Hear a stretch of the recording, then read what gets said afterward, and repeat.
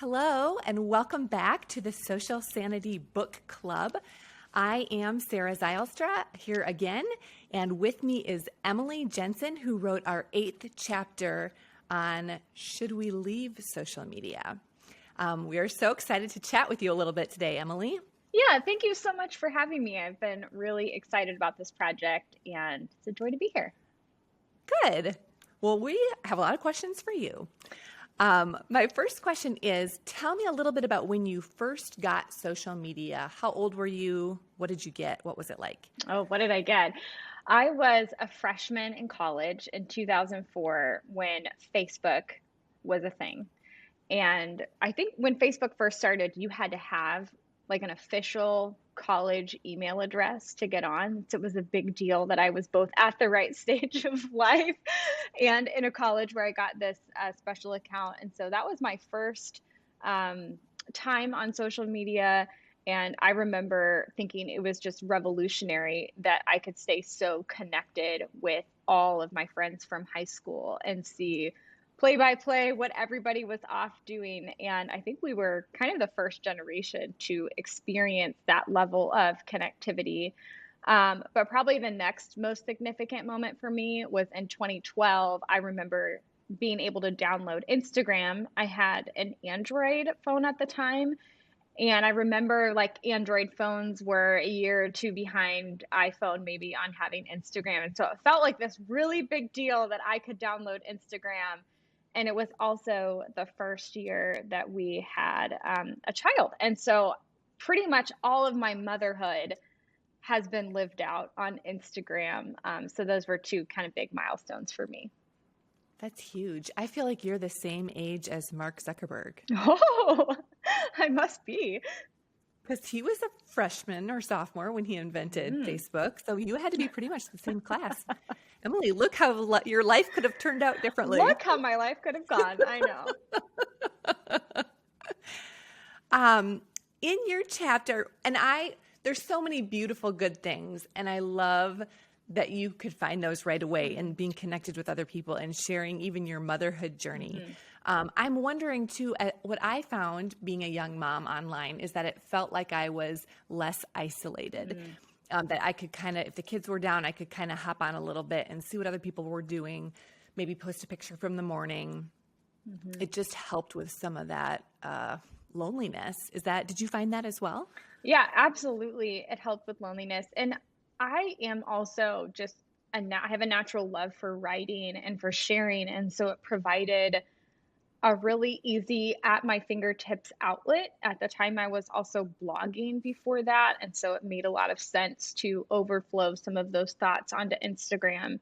But I mean, I also loved being able to share perhaps a more beautiful look at motherhood. You know, sometimes things felt so messy and mundane and repetitive. And so I do think there was an element of Instagram of seeing a bit of the beauty or the art or being able to give thanks for a moment that you captured. And I think that's still to this day one of my favorite things about Instagram I have a personal private account, is being able to have this, to chronicle what has happened over the years and to go back and look at those moments. And they are just something to be cherished. And it's so cool to look at your feed and just see them grow up over time. That's really good because those moments are so fleeting, right? Like that baby sleeping, 2 seconds later she's awake, or like that cute moment of your older kid reading to your younger kid. Yes. And you're like, oh, look at this sweet moment, but it's gone in a flash. That doesn't last very long. So to capture that and remember, like, this was a good part, just makes those moments last a little longer, maybe. Absolutely. I have a few videos and pictures, especially of my daughter, where she'll say little phrases. And I still cherish and think of those now. And certainly, like, I could have just had that video stored on my phone, but because I posted it to Instagram and I rewatch it periodically, it just keeps it fresh in your mind. It is so sweet. So it's almost, it's for other people, but it's for you too. Yeah. Really, to just, almost like a scrapbook, or the next version of Creative Memories is sort of this online. Yeah. It's a modern scrapbook. That's a great way to put it. that's true. That's probably the best value because really nobody else is scrolling back through your feed except you. Hopefully Um, not. Maybe the grandparents are. Let's right. be real. Yeah. The grandparents Yeah. are definitely going back because I know my dad, maybe once every couple of weeks, will send me a screenshot of something that came up, like, oh, you posted this in 2017 on this day, and he's really excited that we chronicled this moment of the grandkids' Oh, lives. that's So cute. That's cute. Um, that's really good.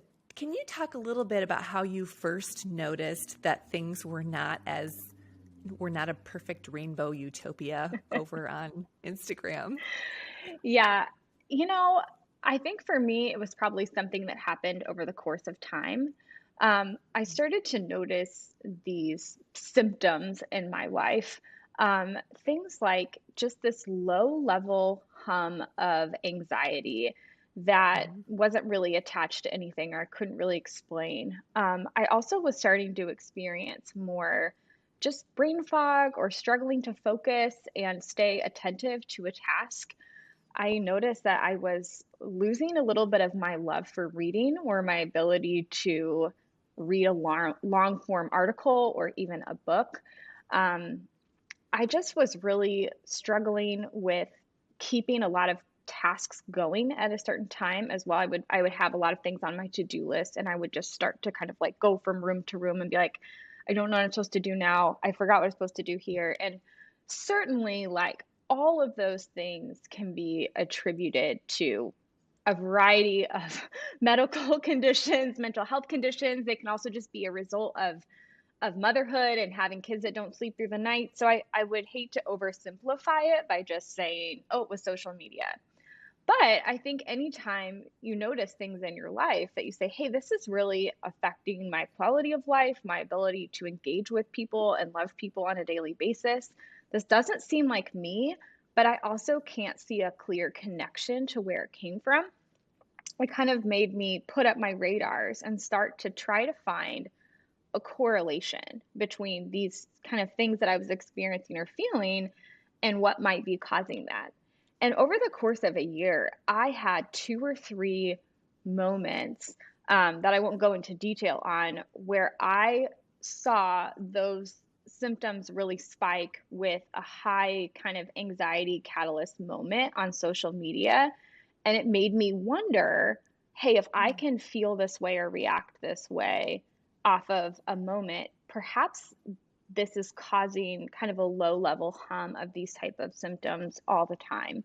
Um, and at that time as well, this was 3 or 4 years ago, I was also still sleeping with my phone in my bedroom. And so oftentimes social media was the last thing I was consuming before I went to bed and the first thing that I was consuming right when I woke up in the morning. Um, and I was already also experiencing just conviction about that and knowing that really wasn't um, the best way for me to be honoring the Lord with my mind and my heart and just my devotion for the day, or that wasn't the best way for me to close out my day. So that's probably coupled with that as well. And then also around that time, I started to take breaks from social media, and I remember my very first month-long break that I took from social media really solidified the connections between some of these symptoms that I was experiencing and social media specifically as a cause because I felt so different at the end of that month. I was just shocked and I went, okay, there's a correlation here that perhaps social media has I've been consuming it in such a way that's really affecting my daily life. That's amazing. I love how you put that together because I experienced those same things. And I just was like, I just must be like a lazy, dumb person who can't remember what she came in here for and like can't read an article. Like I didn't put together as quickly Mm, as you did. Like, oh, there's another connection here. Because it's yeah. hard to draw that directly. It would be weird. Like, why am I forgetting things just because I look at Instagram? That doesn't really line up. Yeah. Um, Well, and I think too, I think it was about 5 years ago now, there started to be more research coming out about mhm. the effects of social media. So I will say around that time, I was starting to do reading on the effects, and I was starting to put two and two together in my life as well, particularly as we're thinking about the generation that is in high school or early college now, reading about some of the significant mental health implications of people who are spending 7+ hours a day on social media, and realizing, ooh, at a lower level, I think I'm experiencing some of those things. And there's more and more of that research coming out every year. Yeah, that's super interesting. Um, yeah, I love that. We did a survey at TGC where we emailed a whole bunch of women who were on our email list, and 65% of them said they sometimes wished that they could quit. And 70% of them, so 7 out of 10 women, have quit social media, either permanently or temporarily, most temporarily. Most are back on within a couple of months, Yeah. or even a couple of days. What I'm wondering is, after that first month and you saw those changes in yourself, why didn't you just stay off forever? And also, if 65% of women want to quit, why don't we just quit? Why is it so hard for us to quit? Oh, it's such a good question. I think when it comes to this, it's been helpful for me to think about social media, much like many other types of technology that we have in our lives. So, if you were to shift this question to TV, for instance, of, hey, some of us, we take time away from our TVs, but it's just really hard and not super feasible or realistic in today's culture for many people to say, I will get rid of my TV and I will never ever have a TV ever again. Like, it's just part of our lives, and it's very, very difficult to live in 2022 without any type of television in your house. You can do it, you're free to do it, and maybe good to do it, but that's just probably not realistic for many of us. And I really think that social media is hitting the point, again, particularly for those who are teenagers and in their 20s now, that it is intertwined with every single facet of their life, their friendships, their relationships, their culture, the way they're getting information and news. And so I think it is understandable. I wouldn't want women to beat themselves up too much over the fact that they want to come back, because it is a huge part of life and culture. And so I think the question is, just to your point, to analyze for each person, why did we have to come back? Because for some people, and probably a lot of people, like, we don't actually need to quit forever. We just need to reset our habits. And sometimes getting away from the technology, the social media for a period of time allows us to hit that reset button and think, what wasn't working about what I was doing? And how can I continue to use this thing in a way that glorifies God and in a way that is helpful in my life and not in a way that is a hindrance? So we just need that space. I think for other people, coming back has to do with different seasons of life where you have different circumstances, different levels of maturity. I know I've even experienced this I remember when the pandemic hit, and I took my regular annual month-long break, and that actually ended up becoming a short year break for me, because what had changed in my life was not only my tolerance for all of the crazy that was happening on social media, but also, like, my kids were virtual schooling. I mean, everybody knows all the things that happened. And in that season, I just didn't have space for social media. But then a year later, my circumstances changed. Most of my kids went back to school in person. Things had kind of calmed down. I'd gotten a better handle on my daily life routines. And I felt like, okay, I have space to engage this again, or I see a new and a different purpose for it. So I think it's really normal in life that over the course of time, we use things differently in different seasons. There's very few set it and forget it decisions that we make. And social media is like that. Like, it can change year to year based on what's going on in our lives. So again, I think if somebody takes a break and then they come back, it could also just be an evidence of something that shifted in their circumstances. But then I do think for sure that there are those of us who take a break from social media and come back because of its very real addictive qualities because of Mm, a sense of escape or identity or purpose that is found there that it can feel like, hey, I don't have this in other areas of my life. But when I'm online, I see tangible likes, I see comments, I can engage, I can feel less lonely, sort of. Maybe deep down you don't feel less lonely, but in the moment you might feel less lonely, or perhaps there is an online identity that's happening there that you don't experience in real life. Like, oh, I have a voice here, and I don't feel like I have a voice in my real life. And I think that that is a very real pull that's difficult to detach from if we've not dealt with what some of our heart issues are. yeah. Or even my real life is boring, Yeah. right? Like my real life is dishes and laundry and work, and online it's like people are going on vacation, or I can look at somebody's Hmm. funny meme, or it's just more entertaining. Sure. Um, just something to, I guess that goes along with the escape. So you have done a lot of social media fasts, and one thing I wondered was, um, does your self-discipline muscles grow? Like every time you Hmm. jump off, is it easier to jump off the next time, or is that kind of the same hardness every time you do a social media fast? Yes and no.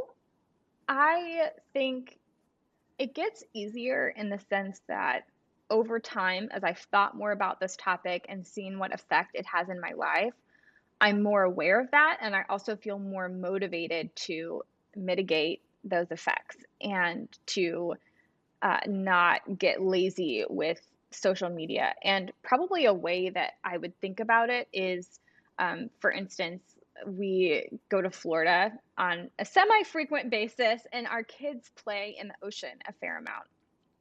And it has taken them time to realize that whenever you go out into the ocean, there's always like a current that is pulling you a certain direction. And so they may start out playing in the waves, like right across from mom and dad where we can see them, but without any effort, they're always getting pulled, in the direction that the current is going. And it's been really interesting as we've taught them that over time. Like, does the current of the ocean ever like get easier to resist? No, not necessarily. But as they've gotten older, they become more aware that the current is there. And now they can kind of like, ooh, I see that I'm getting further away from mom and dad. Okay. And then they swim back, or now they see that. And so I think some of it is an awareness that social media's pull, I'm not sure it gets a lot weaker or easier, Hmm. but we become more aware of it and we become quicker to make those adjustments. Or another way to look at it is we can also find ways to tether ourselves to something that is stronger than the current. Same kind of analogy. Another picture is like to have daddy hold you in the ocean.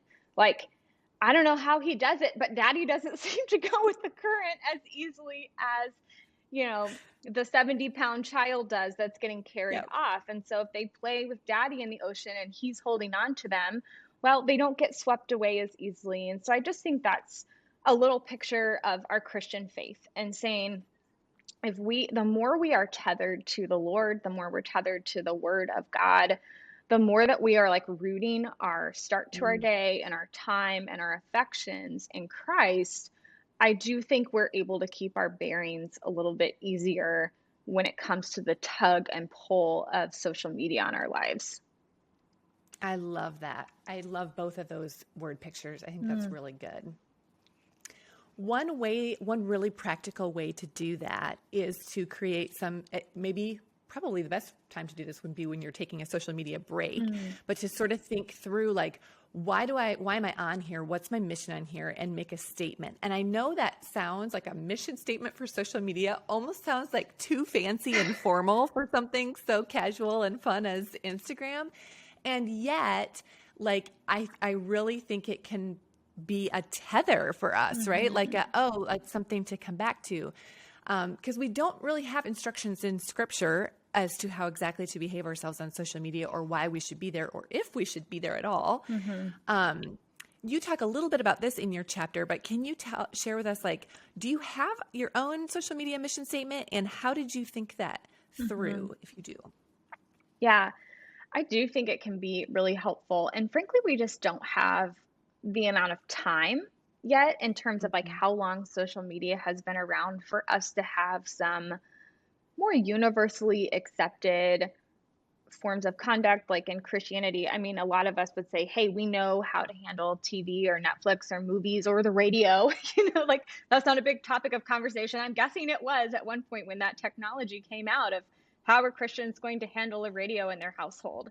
Yeah. And so I think over time, as we live with different technologies, we get more familiar with that, where there kind of is a more of a universal understanding of some ways to use the technology. But in the meantime, for us individually or specifically, it can be really helpful to know what's my why for being here. And that's going to tell me what I'm going to do. So, what basically I've done with this is so I work for Risen Motherhood, and as an organization, we came up with a mission statement. And I think this was really helpful. I would love to see more organizations do this of just saying, what is the purpose of having social media? What types of things are we going to talk about and share about? What types of things are we not going to talk about and share about? How are we going to conduct ourselves and engage in comments, engage with our community? And then what type of boundaries do we have on the communication that happens on our platform? When are we going to step in? When are we not going to step in? Mhm. If we step in, how do we want to respond to people? So we've really thought through all of that and came up with a statement and a document that helps. Again, before we were in a situation where it was like, "Ooh, we don't really know what to do in this very moment." And that's been so helpful. Um, but then for me personally, so I have a private account that I've had from 2012 that I have friends, family, people that I have a connection to kind of in real life following me on that account. Okay. And that This is account, Facebook or Instagram? this would be on Instagram. So I have this is getting into the nitty gritty. I Yeah. do have a Facebook account and I do have a Twitter account, but in the last 2 years, 2 to 3 years, I have become less, I'm not really active on there. So I don't check it hardly ever, but I've not deactivated my accounts. Instagram, I do have a TikTok too, but I'm trying to understand TikTok. Like, don't go Yeah. follow me on That's awesome. TikTok because I'm just That's lurking there with awesome. 0 followers. Um, but I am trying to like kind of understand TikTok. I'm on there occasionally. So Instagram would be the main place that I Okay. engage. So I have a private account, and that to me, I've never written this down, but I wrote it down for this interview because it's been in my head, but I've never articulated it before. So this is my mission statement. Breaking news. Here we Breaking go. news. This is it for all who ever wondered.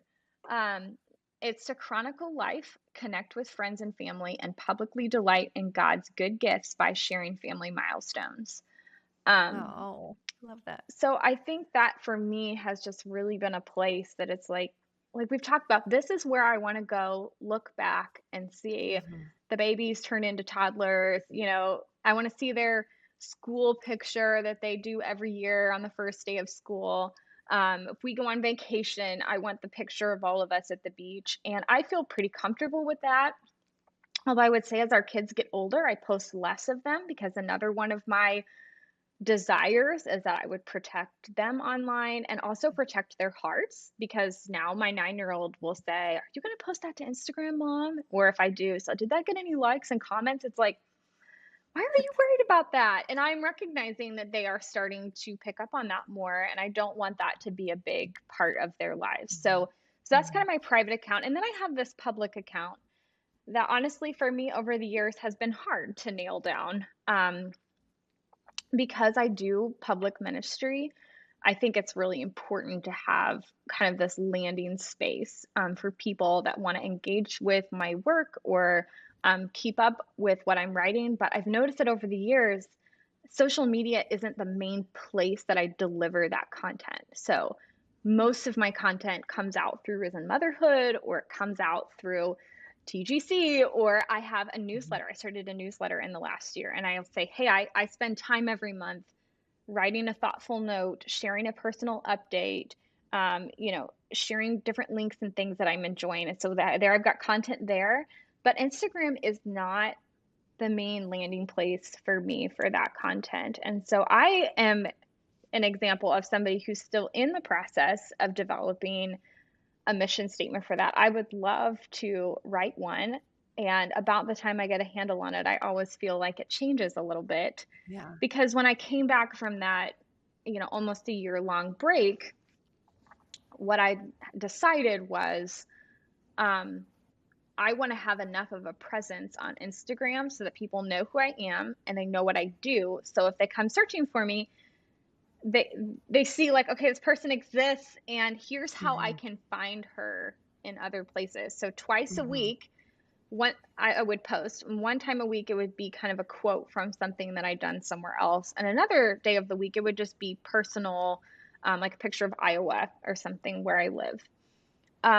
After doing that for about 6 months, I have felt like, I really miss the part of Instagram that is it's just more personal. It's a little Yeah. bit more fun. There is an element to it of building a rapport and a relationship with the people who engage with my work or my ministry and just wanting them to feel like they know me a little bit more. But I don't know what that looks like yet. Stay Yeah. tuned. Stay tuned. Next time we'll do another breaking news with the social media statement Breaking for the news. public account. I think that's such a hard thing. Well, I think the hard thing, we talk about this with Anna in her chapter of managing your time, because I can sure go on there with the intent to chronicle my family and to give glory to God, and like an hour and a half later, I'm just like, oh, well, now I've sort of scrolled through and know what people that I don't really know in real life are doing. Yeah. Yeah, but I Oh, love the idea of just, I guess that's the drift of the current, and like at least having a tether, like something to grab onto, like, oh, what was I doing on here? Oh, that's right. I at least have this yeah. rope that I'm hanging onto that's helping me with that. And I should That's have good. said, I think it's important to think about whether we're sitting in the seat of like, I'm creating this content and like, what am I Mhm. posting? And then like, what is my purpose as a consumer of content? Mm. And thinking about yourself in those two different roles. And so for me, my mission as a consumer oftentimes feels a lot more clear and easy. And I've really worked over the last year or so, especially to curate like who I'm following and what type of content I'm consuming.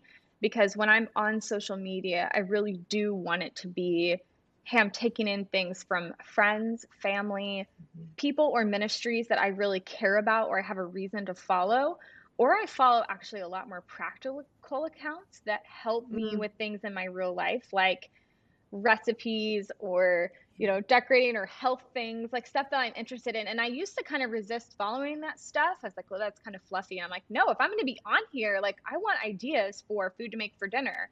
And I've really enjoyed that. And I think that's helped me feel like that time from a consumer's perspective is spent a little bit more effectively or productively. Yeah. Yeah. Yeah. That totally makes sense. I love that. One thing that you write about is that quitting does not have to be cold turkey. I think we sometimes have this, we feel like you're either on all the time, on all the places, or you're just off altogether and like sort of Mm-hmm. floating somewhere, not knowing anything and completely untethered from everybody else. But one thing you talk about is like that can look completely different. It can mean you leave a platform. It can mean you leave for a couple of days or a couple of weeks. How do you decide what is the right quitting or not quitting for you? Like, how do you decide what would be a warning sign if you could talk to some women? Like, what would be a warning sign? Like, this is something that maybe I should quit, or this is something I should take a break from, or how do I know what platform to be on? And then how do I get enough self-control to do what you say? Oh, big complex question. I love it.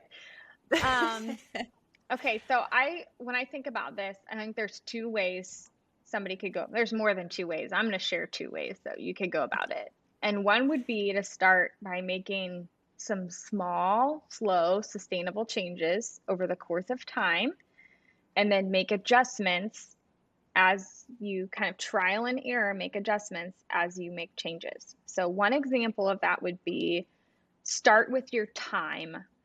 I feel like time is one of the biggest issues with social media, and say, okay, I'm going to leave social media for 12 hours a day.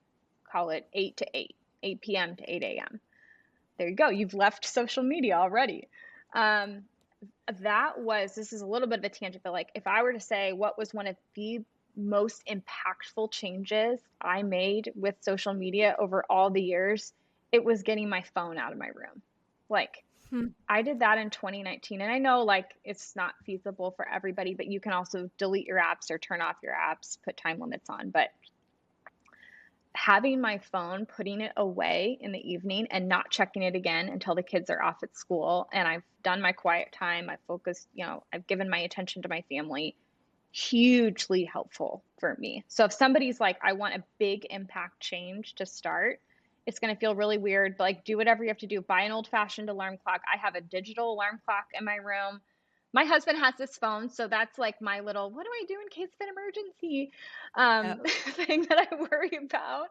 But okay, that was a tangent. So that would be an example of like a small change. Like you can set time limits on your app, and then maybe the next week or the next month, you can go through the list of people that you're following, and you can say, hey, I'm going to try to remove anybody Mm. that is not helpful, or I don't even really look at their content anymore. So you could make some changes like that. I think that that's doable. For me, that has always been a little bit harder because I think it's easier to kind of slide in and out of those habits. So I think for somebody who's naturally really self-disciplined, it may not be a big deal to say, okay, starting this weekend, I'm going to delete the apps from my phone on Friday and I'm going to re-download them on Monday. And that's going to be my new habit that I'm trying out for a while, which is Yeah. not being on social media over the weekend. Um, Another approach to this is to say, I'm going to take 30 days away from social media pretty much altogether. And Mhm. then during that time, I'm going to try to make some observations and look back and kind of in hindsight with some of that distance, think critically about what platforms were affecting me the most, how they might have been affecting me, how my time is freed up now, what types of positive new things I see going on in my life that I have attention and energy for now that I didn't. And then at the end of that, or near the end of that, assess what would it look like to go back into this? Like, what do I want to go back to?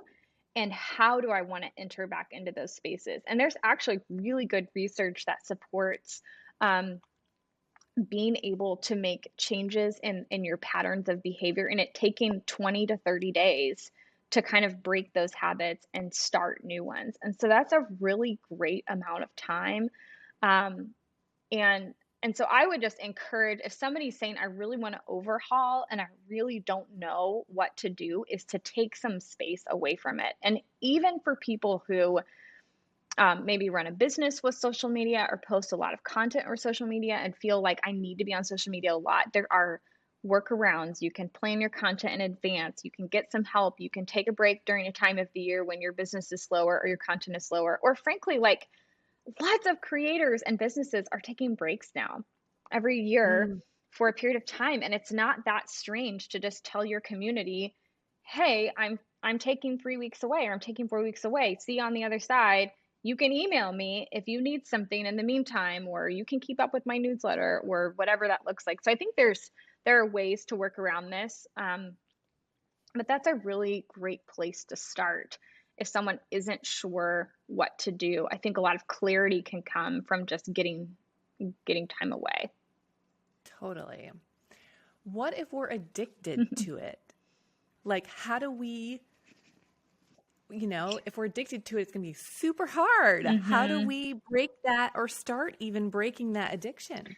Oh, yeah, that's a huge question too.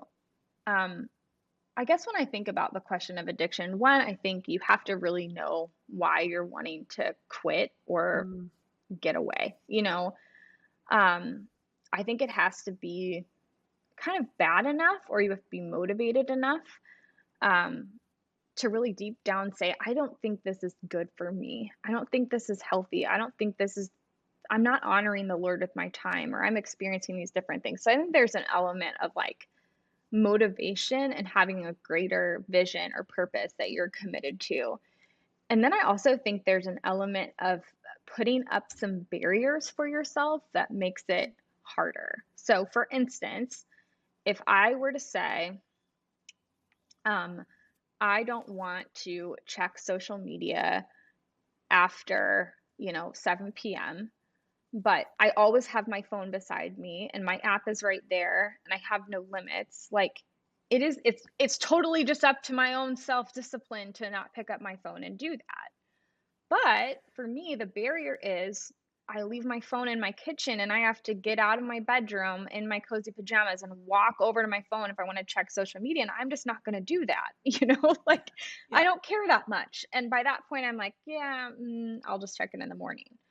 Another thing is deleting the app off your phone. So again, if you're wanting to say, hey, I don't want to check it on the weekend, or I'm going on vacation with my family this week and I don't want to check it, I personally couldn't rely on just my own self-control. Like I would need to remove the app from my phone. And then if you want to check it, you have to re-download it. Well, that's kind of a barrier. And usually by that point, you're like, no, thanks. I'm over it. That wasn't really what I wanted to do. Another thing you can do is, and I've done this at different points with social media usage, is I only allow myself to check it on my browser on my computer. So again, like that makes the social media experience a lot less like fun and instantaneous. And it's just not fun to scroll all the time on your computer browser. So it allows me freedom to check it, but Yeah. I just don't really like engaging in it that way, and it provides kind of that natural resistance. Or another idea is to, share it with others, bring others along the journey with you. I've had a couple of friends along the way who I've really shared a lot of experiences with them, and we've talked about what we're learning, what we're doing, how it's affecting us, and they've checked in with me to see how it's going. So, it is like sometimes like, oh, thanks for letting us know when the influencer comes on and it's like, I'm taking a month-long break from social media.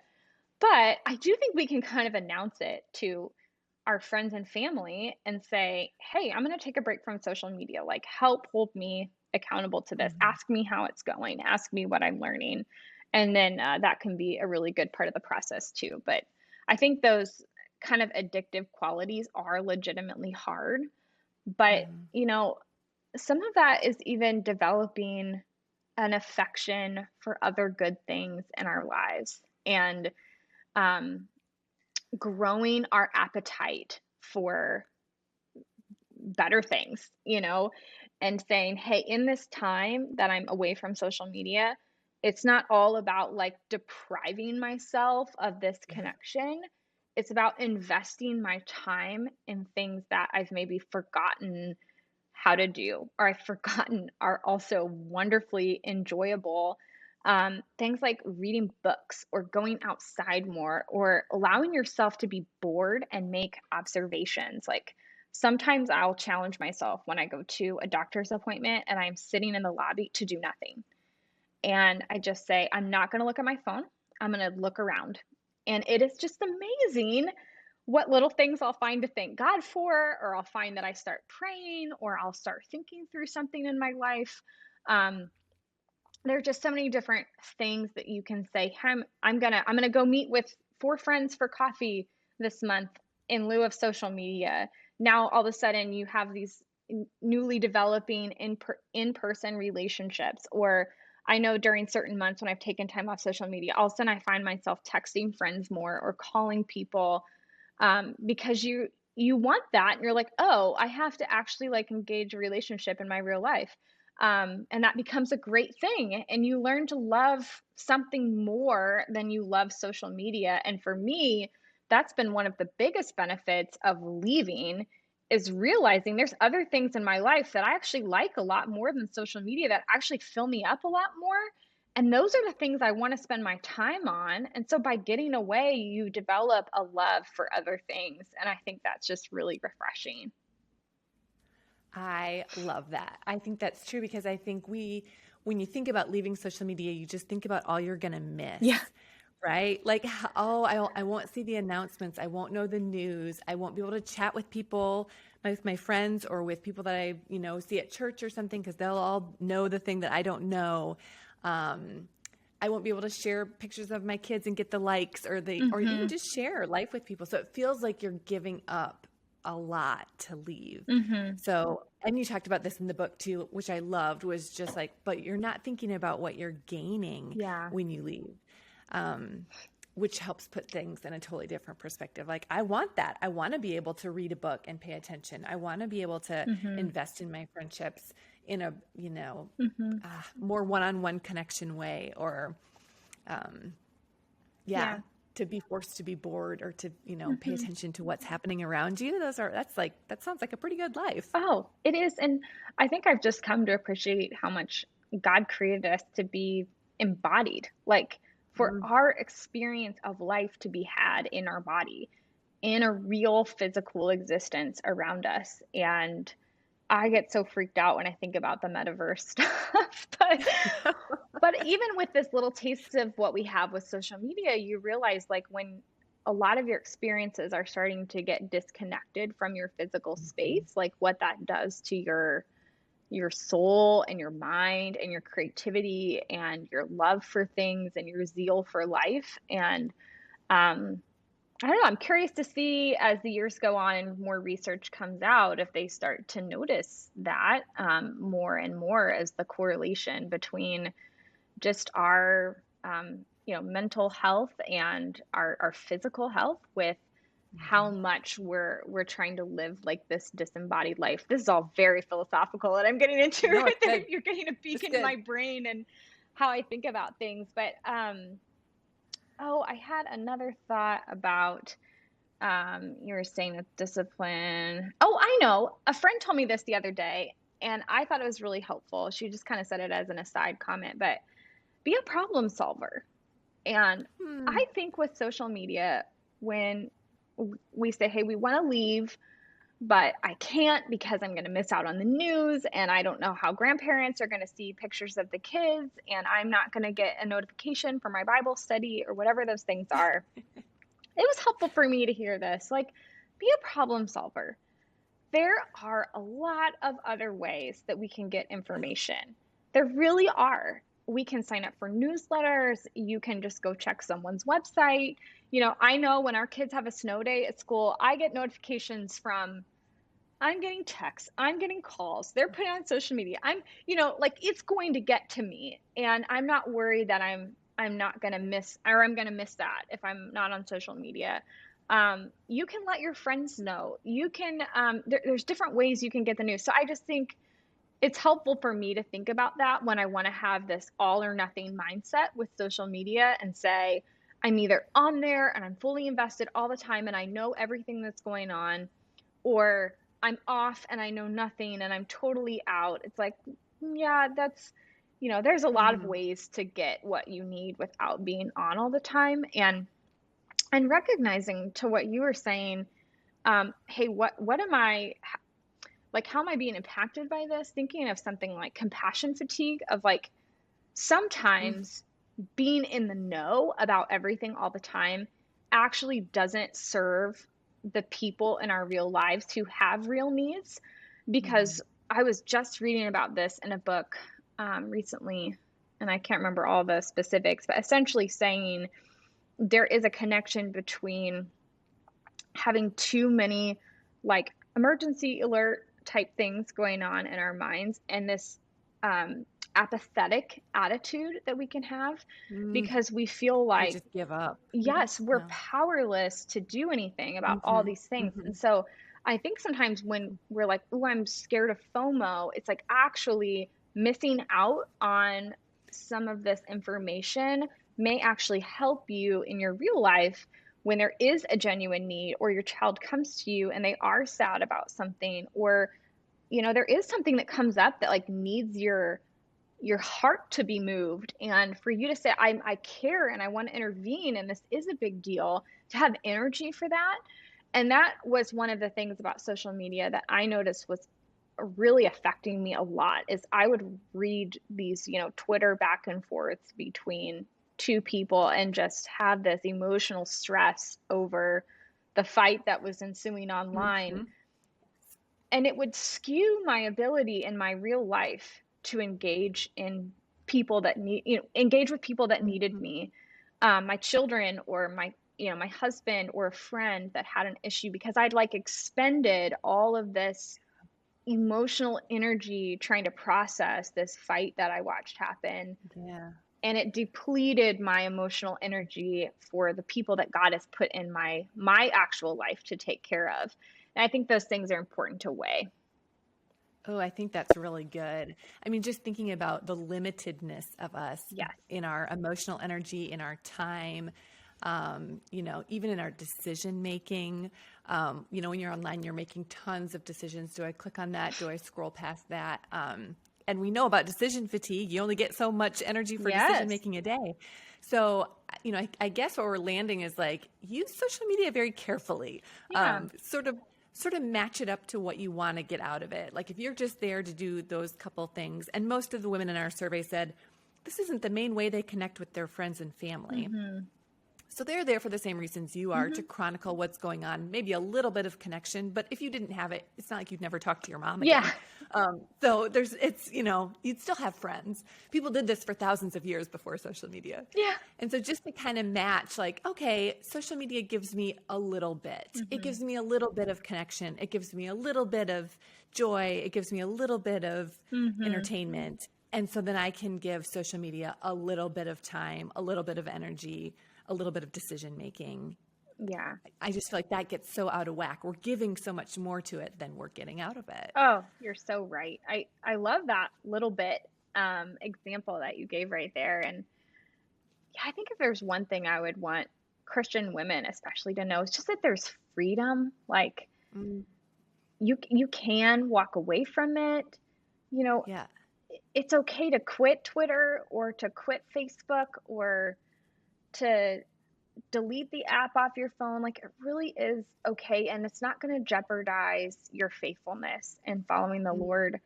In fact, it may be good for you to have a season of just focusing on the Lord and asking Him how He would want this technology to be a part of your life and to see how He would redeem it, or, like you said, use it for a little bit of helpfulness or a little bit of information or a little bit of connection. right. But to just keep it in the context of your whole life and your whole Hmm. mission for life, because I will just say for our generation, for me, kind of coming into college and then getting social media, it just became this like automatic yes Hmm. and this given that was part of life. And I think just now I've noticed women in their late 20s and early 30s going, oh, wait a second. This is really affecting my life. And this has really become a huge part of my life. Is that what I want? Is that what I wanted? Like, or did this just by default become a big part of my life? And so I think it's just challenging myself, challenging us as women to say, hey, have we just taken the default route? Have we just gotten pulled by the current? Or can we acknowledge we have freedom to make a lot of different choices and that we want God to lead us in that? I love that. Emily, that's so good. Thank you so much for chatting with me today. Thank you so much for writing this chapter in this book. I wrestle with this all the time. It was definitely one of my favorites of like, when you just said like, it's okay to quit, just take a minute. No, really, what if you deleted your accounts? And I was just like, yes, what if you did? Like, that just feels like a relief to me, Yes. not to everybody, but to me, it was like, oh, what a weight that would be taken off. Mhm. So thank you for helping us process through that. Oh, you're so welcome. It was a joy, and I'm excited about the whole book. And I really think we need some wisdom right now for how we're gonna live with social media. So thanks for working on the project and putting it together. And I'm excited to hear how it's impacting people.